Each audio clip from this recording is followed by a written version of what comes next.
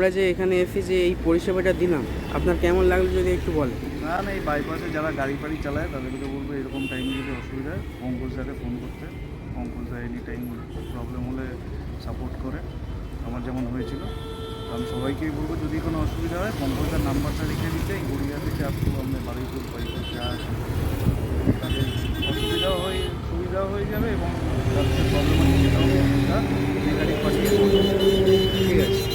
আপনারা এতক্ষণ ধরে আমার এই ইমার্জেন্সি পরিষেবার ভিডিও দেখলেন। সকলেই জানেন ঐশী অটোমোবাইলের একটি ইমার্জেন্সি পরিষেবার ভিডিও আছে।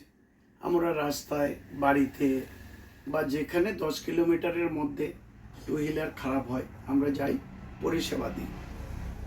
আজ যে ভিডিওটা আপনাদের দেখালাম, আপনারা দেখে আপনাদের যদি ভালো লাগে তাহলে আমার এই ঐশী অটোমোবাইল চ্যানেলটা লাইক, সাবস্ক্রাইব এবং কমেন্ট করে জানাবেন আপনাদের আমার এই ইমার্জেন্সি পরিষেবার ভিডিও কেমন লাগলো।